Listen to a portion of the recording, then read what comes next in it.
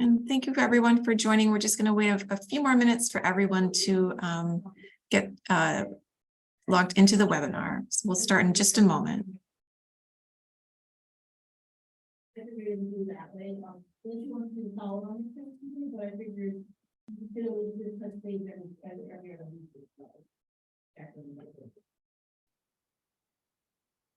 Okay, my name is Rebecca Saltzbaugh, and I'm with the Christopher and Dana Reeve Foundation. I would like to welcome everyone to today's webinar on attendant abuse, and thank you all so much for joining us. Before I hand things over to today's presenter, I would just like to take care of a couple of quick housekeeping items. If you have any questions for our presenter, please put them into the Q&A box. We do have closed captioning available if you'd like live captioning available. And if you'd like to access that, just click on the CC button on your screen. And we should be having an ASL interpreter joining us shortly. So with that, I will turn things over to today's presenter, Renee Lopez. Good afternoon, everyone. My name is Renee Lopez, and I am going to do this attendant abuse of people living with paralysis or people with disabilities. And let's see, next slide, please. So a little bit about me. I use a wheelchair. I'm in a wheelchair right now. You can probably maybe see it behind me. And I have used caregivers since I was a child. I was born with a disability that affects the muscles and joints. And so I've needed attendant care my entire life, beginning, of course, with family. I have a Bachelor of Arts and a Master of Education degree from the University of Texas. I am currently an active advocate for the rights of people with disabilities. And I currently serve on the advisory board for SAFE, which is Safety for Everyone. And I present and educate people on issues of violence and abuse against people with disabilities. And I want to thank SAFE for much of the information that will be presented here, which is where I got the information from. I also work to develop a manual called Meaningful Relationships. And it takes a different spin on abuse. It's teaching people with intellectual disabilities on how to have meaningful relationships. And that is now a manual that's available to anyone, but in particular to schools. You can find that also at SAFE. And I'm part of a coalition established by the Vera Institute of Justice that works towards ending violence against people with disabilities. Next slide, please. Okay. So before we begin, I just wanted to let y'all know that this can be a very triggering topic for some people. And some of us may have experienced abuse or trauma related to abuse, and it can be triggering. So for your own self-care and your well-being while we're doing this presentation, if at any point you feel overwhelmed and you need to step away or seek support, then it's perfectly fine. So it's like it says here at the bottom, it is entirely okay to prioritize your mental and emotional health during this presentation. So please take care of yourself. Okay, we're going to start with the abuse statistics. Estimates show that people with disabilities are anywhere from 4 to 10 times more likely to experience abuse, neglect, and crime than people without disabilities. People with disabilities have a higher lifetime prevalence of experiencing abuse than people without disabilities. And in one study of adult men, 55% of them were physically abused by someone after they became disabled. In a 2010 study, 87% of individuals with disabilities who had been sexually abused were abused by caregivers or service providers. And I just want to say those statistics are really high. And there are reasons why this happens. And one of them is because of the vulnerability of having a disability, and you need help, and you need assistance. And some people find it easy to abuse someone who can't hurt them back. That's basically, it's just easier to abuse people who are seen as having a disability or vulnerable in some way.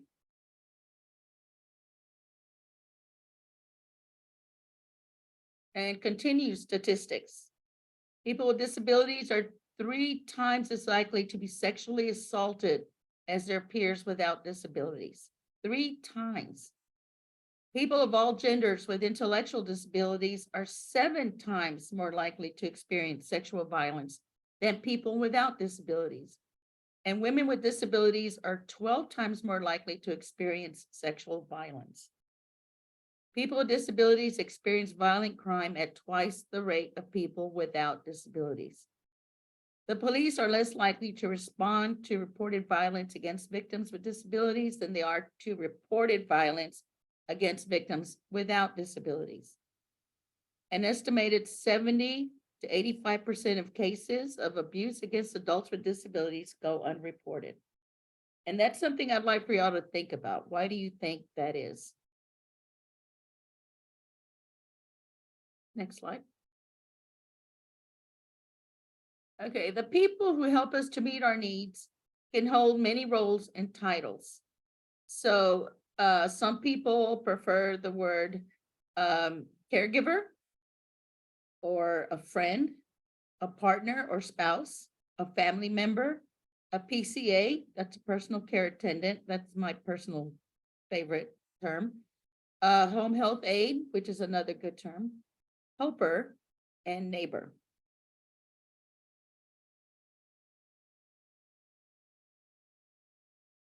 Anyone in any role can become abusive. Abuse can take on different roles at different times as well. You can have physical or sexual abuse, emotional or psychological, threats of abandonment, neglect, coercion, or in any other way that one person controls or dominates a person, causing fear for safety, security, or well-being.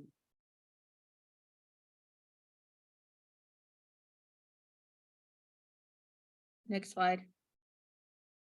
Abuse and mistreatment by attendants. There are many ways that people can be abusive, and sometimes I don't think they realize that that's what they're doing. Some of these, like for the first one, threats to not show up for a shift or threats to not help someone. Sometimes an attendant just doesn't show up because they have something else they need to do and don't realize how important it is that they come in to do the work because you're relying on them. And but that can be a real threat to your livelihood, as is not showing up for a shift or withholding medications or over medicating, physically harming service animals. That one can be particularly offensive. Depriving victims of necessary physical accommodations, withholding or destroying assistive devices such as wheelchairs, or financially exploiting victims and misusing victims' money. And I've seen that happen quite a bit.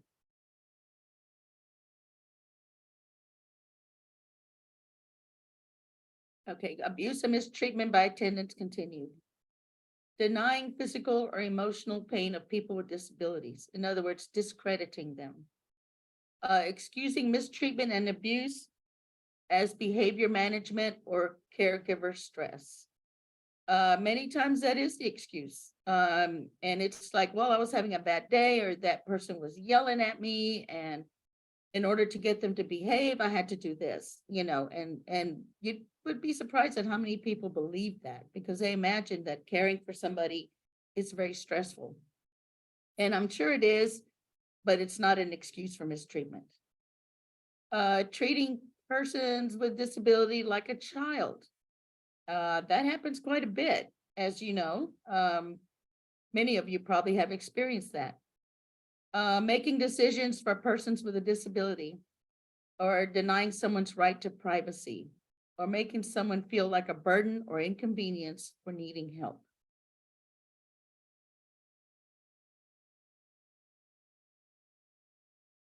Okay, first, we're going to talk about neglect. Neglect is the failure of a service provider or a person caring for you to provide adequate care to you. Types of neglect include physical neglect, passive neglect, willful deprivation, and emotional neglect. So what are they?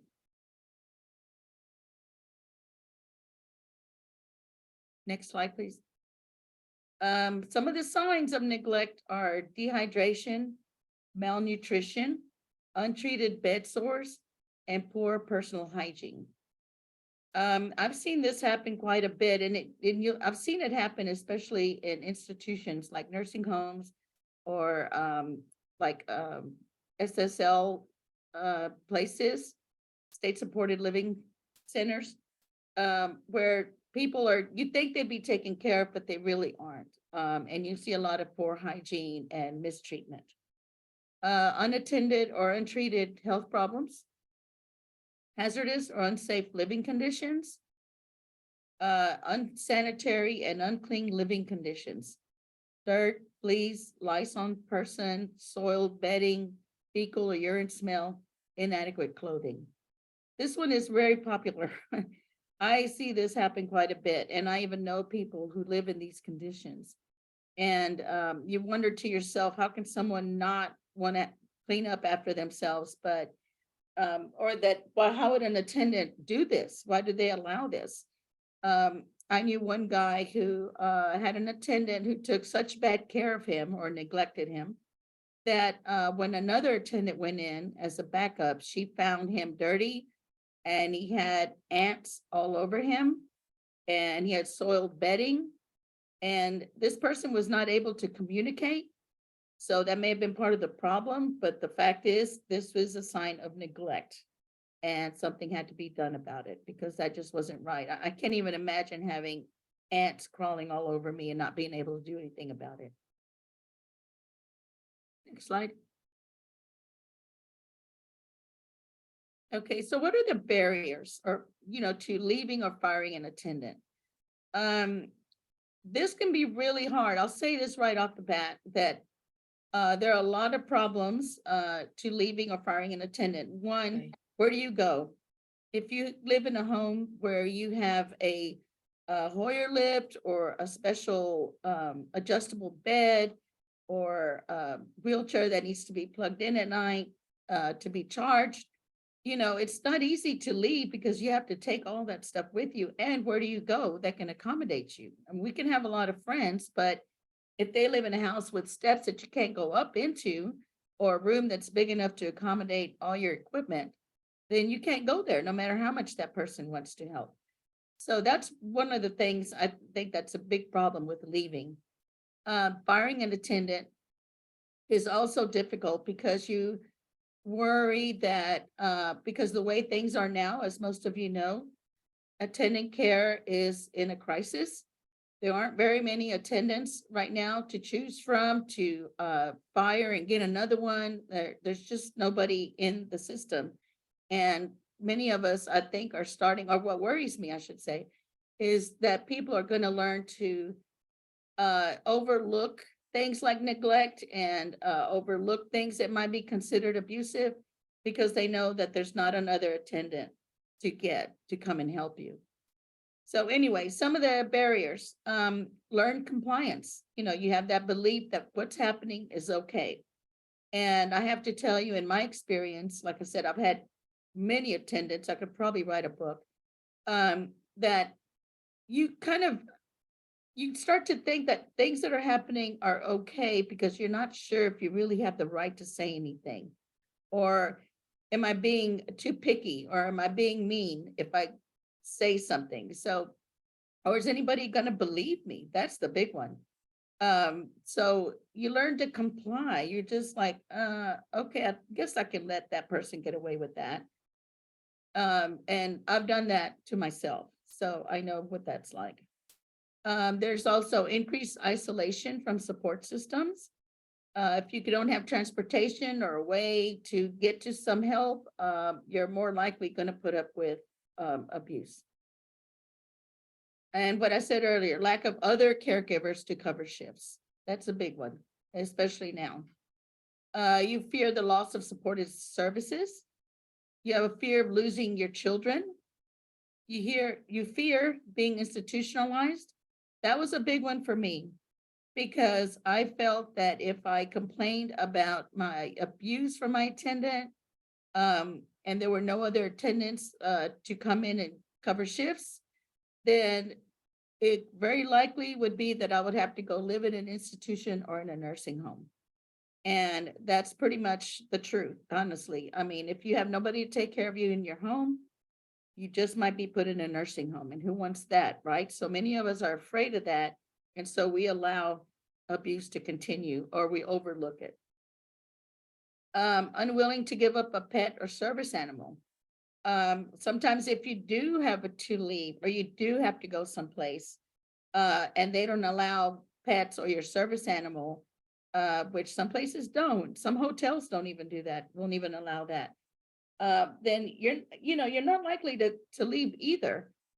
There's also barriers to communication. I mentioned this earlier with the person that I knew that was being mistreated. This person had cerebral palsy and couldn't speak. So he had no way to let people know what was happening to him. And I also think he had learned compliance. I think this person had been abused so much that he thought it was okay. And I'm here to tell you that it is not okay. Barriers to communication should not be an issue if you need to access assistance. So that's one of the things we're doing at SAFE is teaching people on different ways to communicate when a person with a disability is being abused, especially one that cannot communicate verbally. We have people that can do, sign language, or there's some people that can use, forgive me, I can't remember the name. It's something like a speaker box. I know there's a better term for it, but I can't think of it. And there's one too, there's also one we made a board where a person can point to pictures and as a way to communicate. So that shouldn't be a reason, but unfortunately it is. And inaccessible domestic violence services, that's a big one. It wasn't until, maybe a few years ago that domestic violence services realized that people with disabilities experience abuse and that they realize that they don't have accessibility. That's one of the things that we do at SAFE. They actually have a disability services here in Austin, Texas. And through that, you can access services. But even then, the domestic shelters are not accessible many times. So even if you contact SAFE, we have to consider like transportation. How do we get you there? Do you need a personal care attendant if the attendant is the one that's abusing you? How can we support you if an attendant is abusing you, but you don't want to say anything to the attendant for fear of retaliation? And of course, the big one, can I even get into your place? And unfortunately, many domestic violence service areas are not very accessible because they tend to be really small locations. Very seldom, especially in smaller cities. Austin has a really nice, big, safe building. And but if you live out in the country or in a small town, you're less likely to have access to services.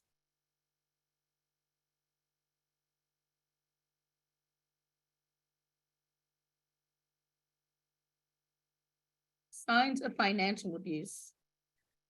This has happened to me, and I am very aware of my money and my possessions and how much I spend, and still I have come up with unexplained losses. You have sudden changes in your bank account, including an unexplained withdrawal of money, adding additional names on bank signature cards, unexplained disappearance of funds or valuable possessions, bills that are left unpaid despite the money being available to pay them. I'll just stop here and tell you of a story that's something that I experienced myself. I had an attendant that she was a good attendant. I mean, she came in every day. She got me ready for work and all that stuff. And while I was in the bathroom putting on my makeup, I discovered was the time that she used to steal things from me. I started noticing that meat was missing out of my freezer. Like I said, oh, let's have pork chops tonight. And I'd go to the freezer and there were no pork chops, but I could have sworn I bought some. And then I started losing dog food. I would buy a big bag of dog food, but then it would be finished by the end of the week. And I thought, how can we, this dog doesn't eat that much. What's going on? It can be very gaslighting. And you start wondering what is going on. And I finally caught the attendant red-handed stealing towels because towels started disappearing too. So I had a talk with her and I said, if you need these things, I'll give them to you, but don't steal from me. And that didn't stop her. Um, so finally I had to fire her. And but in the meantime, we didn't get our stuff back. I couldn't get the food back. There was nothing I could do about it. I didn't report it. I just fired her because I didn't want this is my own personal fear. I didn't want the attendant services provider to start thinking that I'm making things up. And that's one of the big ones about abuse is that who's going to believe you? And are they going to back you up when you tell them what's going on? Are they going to tell you you're just imagining things? These are things that really happen. They've happened to me, so I'm not just saying it. It really does happen. I've had jewelry stolen. I had an engagement ring. I have no idea what happened to it. Somebody stole it along with my diamond earrings, which were the only valuable jewelry I had. I'm not a real jewelry person. And I have no idea what happened to them. And I am assuming somebody must have stolen them from my jewelry box, but I have no proof of that. So there they go. I used to have an attendant that I would give her my bills to mail, and she would forget to mail them, and then I would get in trouble because it's like you haven't paid your bill, and I would be like, but I did, I mailed it last week, and so you have to be really careful about things like this. It reminds me of gaslighting. I don't know if you know what that means, but it's when they make you feel like you're imagining things, that it can't be real. And I think that's the biggest thing you have to worry about. And you have to constantly be aware of what's going on in your own home and in your own life.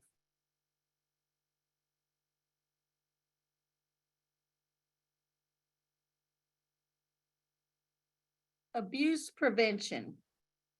Well, one of the things I want everybody to remember is abuse is never the fault of the person being abused. It's not your fault if this is happening to you.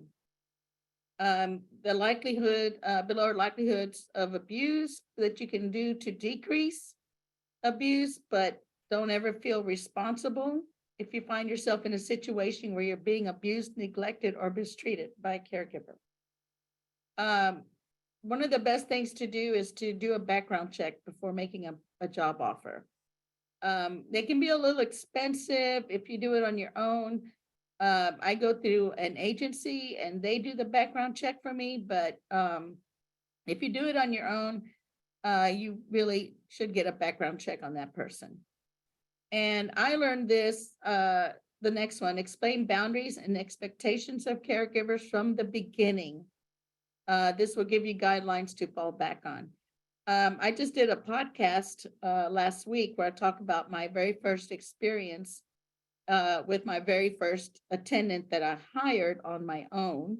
I was in college. I was a freshman in college. And I went in expecting her to know exactly what to do. I thought she was going to be like my mother and just instinctively know what to do for me. And of course, she was 18 years old like I was, and she didn't know any more about being a caregiver than I did. And so we had no boundaries. I never explained what my expectations and needs were. And what happened was, I would have like probably unintended abuses, I would explain it. Like she didn't come in one night at all because she was out partying. Okay, that left me in a really bad situation where I couldn't get undressed or get out of my braces. I wear leg braces. And I couldn't go to bed. And so, and I didn't know how to get a hold of her. This was back in the 80s. There were no cell phones back then. And So, but I know that if I had just explained the boundaries, my expectations, what were her expectations, how we're going to meet in the middle so that we're both satisfied is very, very important. Another way is to get to know the people in your community, so that you have connections with others who can support you. One of them is this foundation. There's hotlines you can call. You can always have a friend that's going to be available to you in case something does happen. So, and then in your community, I would look for, safe houses or a safe place or something like that and call them and check with them and find out what they do for accessibility. Do they have an access to a shelter? Can you get into their building? Do they have disability services? And if no, why not? That's what, well, why don't you? Because you really need to. Also, if your caregivers have another supervisor besides you, have ongoing conversations with the supervisor. This is a good one because, like I said, I go through an agency and I have a manager, the person who manages my SIMPAS, which is community, it's client managed personal attendant services. Okay, I got it. And so I know the person who oversees that. And if I have a problems, I do not hesitate to call her. But I try to take care of it on my own, because that's really the best way.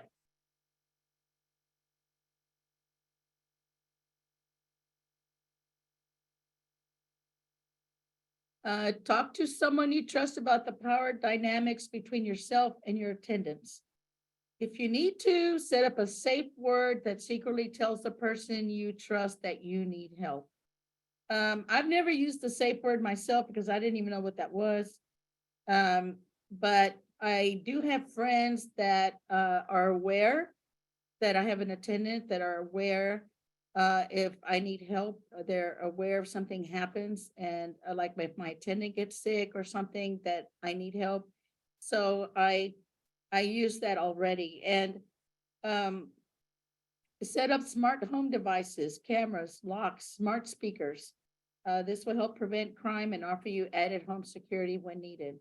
I have a friend who does had to set up a camera in the house because she suspected her attendant of doing something. And so it gave her the ability to prevent any more abuse or crime in her home by adding the security. I thought that was a really good idea.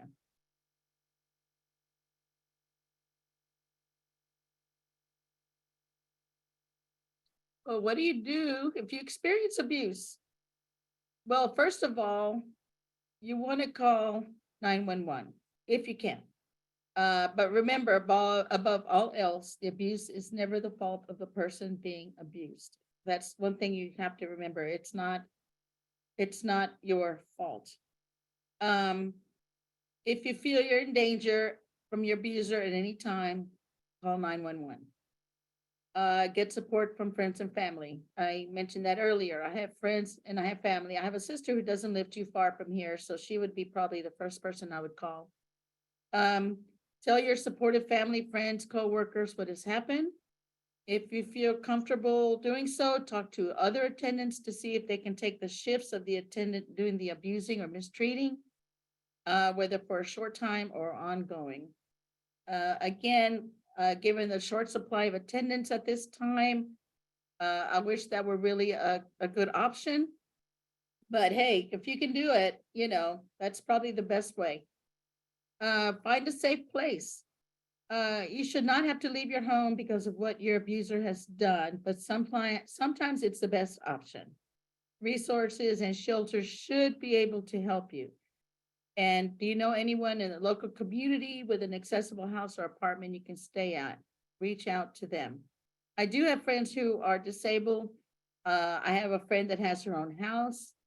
And I know that if I'm ever in this situation and I need to get away from my house, I know that I can stay there, and vice versa. She can come to my house.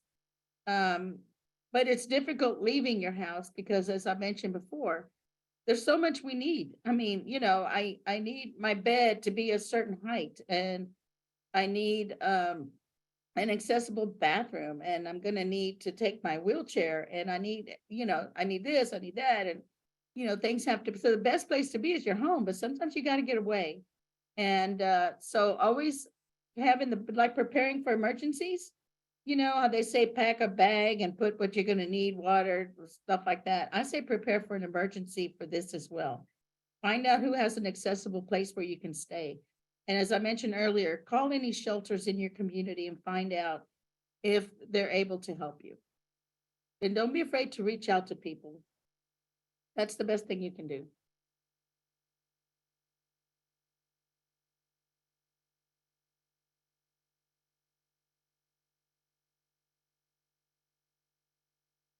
If you experience abuse continued, get medical help.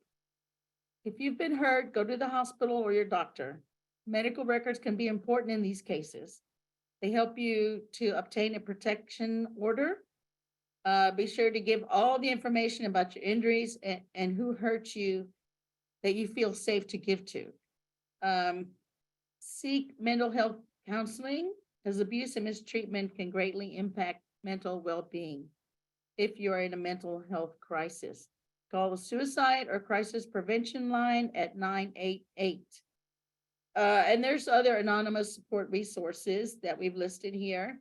I've never used them myself, so I can't tell you how good they are or not, but they are there, and I'm sure they have resources that can provide you with assistance.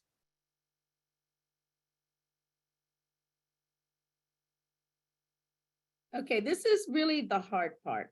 The choice to report abuse is up to you. You do not have to report abuse if it is not something you're comfortable doing. But you can also contact agencies to get advice on what to do. The reason I say this is a tough one is because in my experience, you worry about, are they going to believe me? And are they going to believe the attendant more than they're going to believe me? Because when you have a disability, you aren't seen as a capable adult, unfortunately.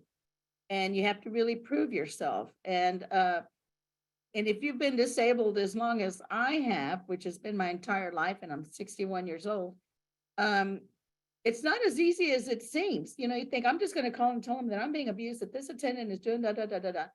And they may not believe you, or they'll just say, well, I think you're just assuming that that person meant it that way, or there was always an excuse.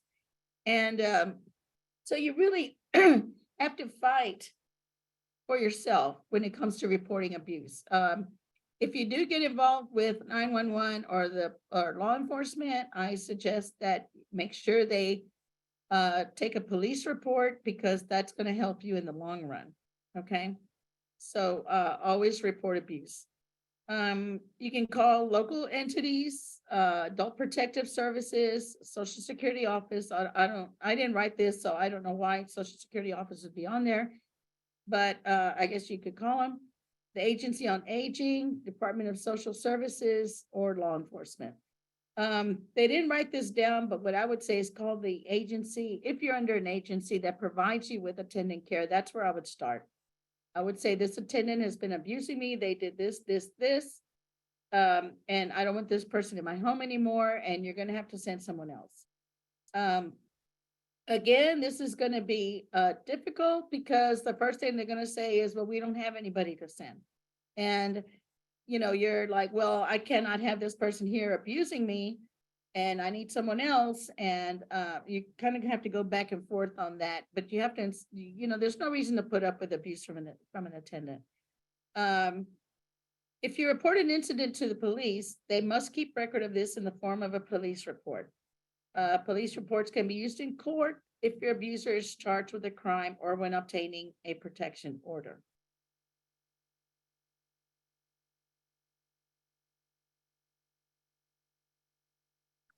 So here are some resources. There's domestic violence and disabilities that you can read. And I found this story. Actually, this person, Kimberly Weissman, worked at SAFE, and she worked at SAFE Disability Services, and she is a paraplegic, I believe, or maybe she's a quadriplegic. I can't remember which. And she was in a relationship with a man who was very abusive to her, and she tells her story, and her partner used to call her, "You're my pretty bird in a cage." And his abuse was so horrible that it's just unbelievable. He would break her bones, he'd beat her up, he'd rape her. It was just horrible, and she was afraid to get away. And it's a very compelling story, so I recommend that you read that. But it isn't easy to read, so I'll tell you that right off. But it says a lot about what happens and the problems with trying to get assistance when you have a disability and you're being abused. Barrier-free living, fully accessible domestic violence shelter in New York, along with fully accessible apartments for survivors of domestic violence. And of course, there's mental health counseling for survivors of abuse with disabilities, case managed, and occupational therapy. Again, I'm glad that New York has this, but again, many of us do not live in New York, at least I don't. And if you live in a small town, this could really be a problem. Even finding accessible apartments can be really difficult just to live in, not just to seek shelter. So this needs to be changed, and those of us with Vera Institute or with Activating Change, which is another organization I work with, all of these are volunteer. We work to change these things. We work to make shelters aware of disability abuse. We work to make shelters accessible, and but it's a long process. It's not easy. Change never comes easy, and so you just have to keep plugging along.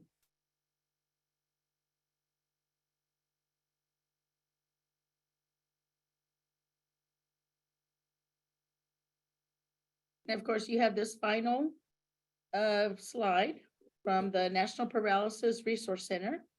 And I'm sure they have lots of really good information for y'all. And, but basically, learn to be your own advocate, learn to take care of yourself. And one thing that that's not mentioned in the slides, but I want to mention here is that please be sure that you don't become the abuser. Sometimes we can get carried away with demands. Sometimes we may treat somebody badly because we're having a bad day. And sometimes if you live with family, and I've seen this happen, they expect the attendant to be like a housekeeper, and they expect her to wash the dishes for the whole family, or they expect the person to move furniture, things like that. Well, those things are not acceptable either. So you have to make sure that abuse doesn't just go one way. It can go two ways.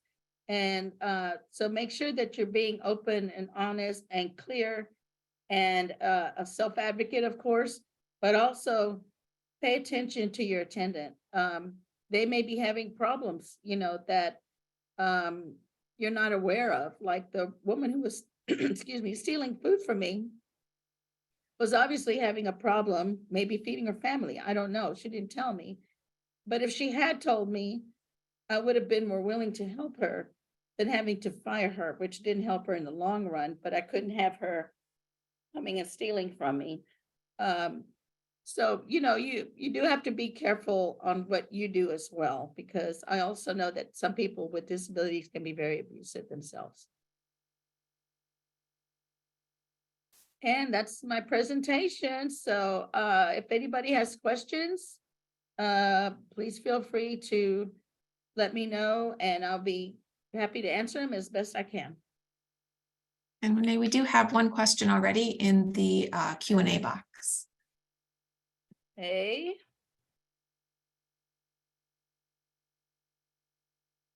What is the organizations that help with background checks? You can pretty much find them anywhere. I look online when I do mine and find out what I just go through online and go through different ones and figure out what what they offer and how much it costs. Most agencies, if you go through an agency, will do it for you. But because that's what they do before they hire an attendant. So I usually don't have to do it myself, but if you're hiring your own attendant, I highly recommend looking for a good background check, and you can find that online.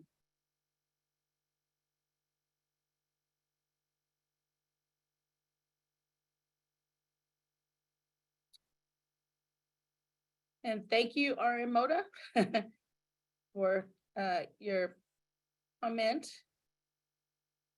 Given the uneven power dynamics inherent in a caregiving relationship, it is much less likely someone with a disability becomes an abuser or caregiver. Just want to put that out there because I think it's incredibly important. That's very true. Someone with a disability is less likely to be the abuser of their caregiver. But I have seen it happen, Emily, and it happens with the person, the caregiver will have the upper hand. I mean, really, they can just throw you out of your wheelchair if that's what they want to do because you're being abusive. But what I'm trying to say is the person with the disability also doesn't have the right to be an abuser. And sometimes we don't realize that we're being mean or insensitive or anything like that. And so I just want to make sure that we understand the power dynamics, as you said, and make sure that people know what they're doing. Rebecca, is there another one?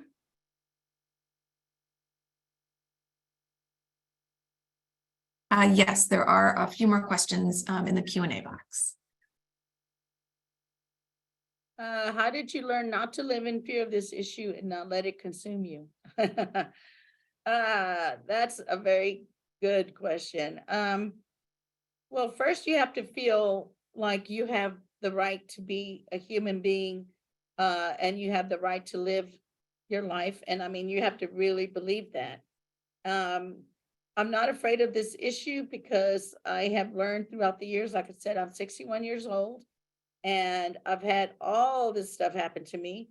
And there's some things that I didn't even know were abusive. I had an attendant one time that was giving me a shower. She got a phone call and then she left me in the shower for about 30 minutes and I got waterlogged. But did I say anything after that? No. Why? Because I was afraid.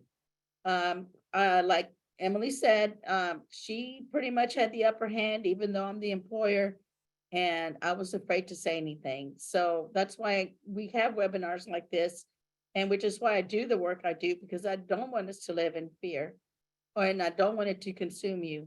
You have to realize you have the power to do something to take care of yourself. And that's been my goal for all this time. And that's why I keep doing this. Nancy Crowther has said the Department of Public Safety has background checks. Okay, I didn't know that, but thank you. Let's see. Should you have any networks and a job description? That's a good point, Nancy. One of the things that I have learned, and Nancy has learned, I'm sure as well, is that you have to really be descriptive on what the job entails so that there aren't any surprises. This way, you don't have a person coming in saying, well, I didn't know I was going to have to do that, And, said networks. I'm not sure what you mean by that, Nancy. I'm assuming that you mean people out there that can help you find an attendant. I guess that's what you mean. I'm not sure. And let's see, what about building more able-bodied allies? Do you feel people have taken an interest? Everyone will eventually need care. Yeah, I have able-bodied allies for sure. Those are my friends. I think people are interested. Everyone will eventually need care. That's very true.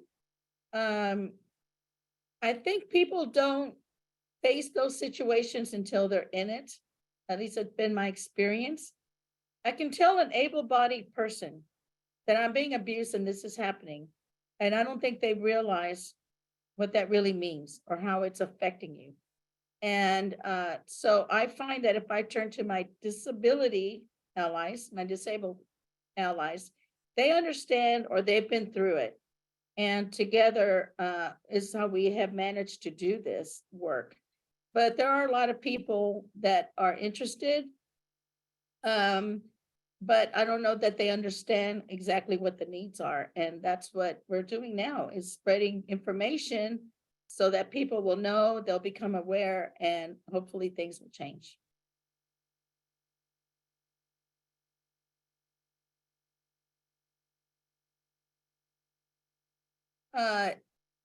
Is there a way to contact you individually? Yes, you can contact me at Renee, RENEELOP 218 at yahoo.com. Rebecca, if you could type that into the chat, I would appreciate it.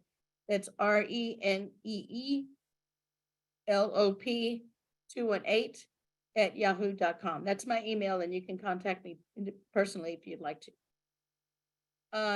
Is it okay to advocate for a client if we see something wrong with a caregiver? Yes, absolutely. Yeah, that can be kind of sticky because it depends on how the client is going to take it. But if I think it's something really bad, like if I see one of my disabled friends being mistreated or talked down to or yelled at or something like that from their attendant, I get upset and I don't like seeing that. And I'm going to tell my friend, that's not cool. But I, I also know that I can't tell that person how to live their life. And if that person wants to deal with that and put up with it for whatever reason, then you just have to leave it as is. But if I see physical abuse or neglect abuse, like that person I told you earlier that had ants all over his body, that to me would be worth advocating for. I would find out who the agency is and I would report it. If I see someone with bruises or cuts, or if they're hungry because they haven't been fed or they haven't been taken care of by an attendant for a couple of days, yes, I would call the agency and definitely advocate for that, because it could be that person can't do it or doesn't even realize that they can. The next question, would you recommend keeping a journal or record of abuse events for keeping track and documentation of potential evidence? Absolutely. Yes. Anything you can keep track of would be great. That's the reason I like the idea of a camera in your home, because that's evidence right there. But yeah, if you want to keep a documentation, I think that's a very, very good idea. Nancy mentioned getting to know your neighbors helps. That's very true. Your neighbors are there in an emergency. I've gotten to know my neighbors. They know if I ever need help, they come and they help me out. So that's a very good idea. Excellent approach to driving more conversations of abuse towards people with disabilities. Please incorporate more on building confidence, self-esteem, and self-worth of individuals with disabilities to have the strength to voice their challenges. Thank you. That's perfect. Absolutely perfect. Yes, and whatever you can do to spread this information as well would be great. If you want to join, like, an organization that works against abuse of people with disabilities, I urge you to do that. Like I said, I'm on the advisory board of SAFE, the Disability Advisory Board, and that's where we meet to talk about issues that involve people with disabilities. And I think I've been on there like 10 years, and I think it's been really good, and I really feel heard, and I've learned a lot myself, and I've done a lot of I've done a lot of webinars on this. And like I said, I even helped write a manual on meaningful relationships for people with intellectual disabilities, so that they do have a sense of confidence self-esteem and self-worth. And when you have that, you're less likely to be abused, honestly. And the contact email should be in the chat, I think. Is that right? Yes, it is. Okay. I put that in there. Okay. So yeah, you can contact me, really, if you need anything, or if you have any questions.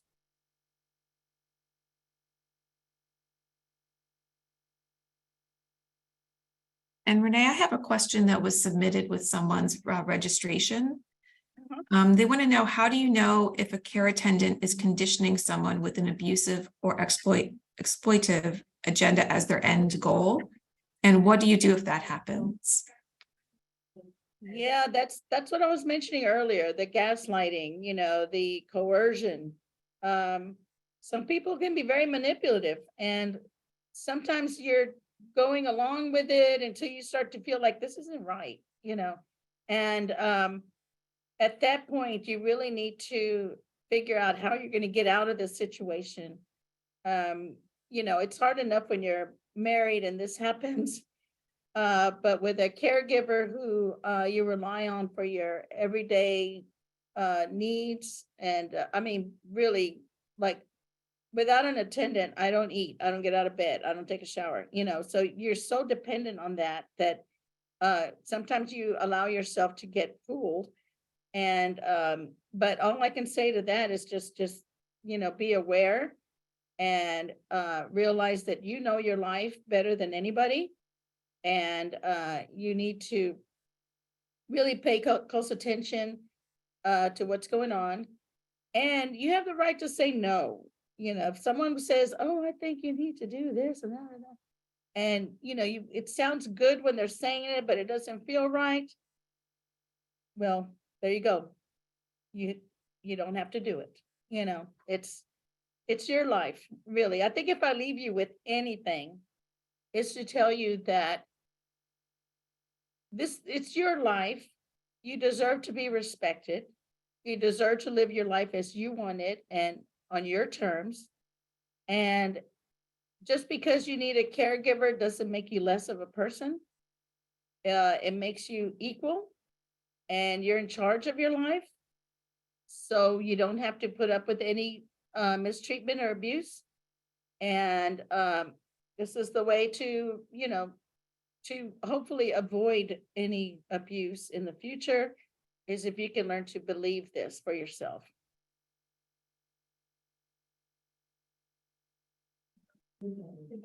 Okay, and I had another question that was submitted prior to today's webinar. Someone asked, do you think that if a wheelchair user who lives in a non-wheelchair friendly house or residence, not assisted living, be more likely to face abuse from their attendant than someone who can do many things like dressing, bathing, etc. on their own? Okay, can you repeat that? Sure. Do you think that if a wheelchair user, one who lives in a non-wheelchair friendly house or residence, but not assisted living, do you think that person would be more likely to face abuse from their attendant than someone who can do many things on their own, like dressing, bathing, and eating? Let's see. Yes, because you're more reliant on a caregiver, and so that makes you more vulnerable. A person who can take care of their own needs won't need as much caregiving, so that is possible. But I also think that like, I need a lot of help myself just to get through life, and but I don't feel vulnerable about it. If when I'm with my friend who's in a wheelchair, she's a paraplegic. She has full use of her hands and arms, so she can dress herself, she can live independently, and yet she's more likely to be abused by her husband than I am by a caregiver, because of her self-esteem. So I think that's why I said earlier, your self-esteem has a lot to do with whether or not how likely you are to be abused. So that's kind of a yes and no answer. Yes, you're certainly more vulnerable, but I don't think it happens more frequently. Oh, I don't know, maybe it does. I don't have the stats on that, but I think that it is more likely, but yeah, I've seen it happen in many different ways. Even people who don't have disabilities get abused, you know? So, it happens all the time. It just depends on the power and control, you know, who's in power, who's in control. And that's what we have to be very aware of, that we don't lose power. And then I just have one final question, and then we'll close out the webinar. Someone wants to know if there are healthy ways to increase empathy and compassion as a nurse or caregiver. To listen, you know, really listen to what that person needs and don't assume that you know better than they do. The other one is to ask, you know, if they need something, is this being done okay? Would you rather do this or that? You know, it's really just being compassionate, but without feeling sorry for. Nobody wants pity. But people do want to be heard. They want to be understood. And just because you have a disability doesn't mean that you don't have certain needs and likes and wants and desires. And so paying attention to that goes a long way.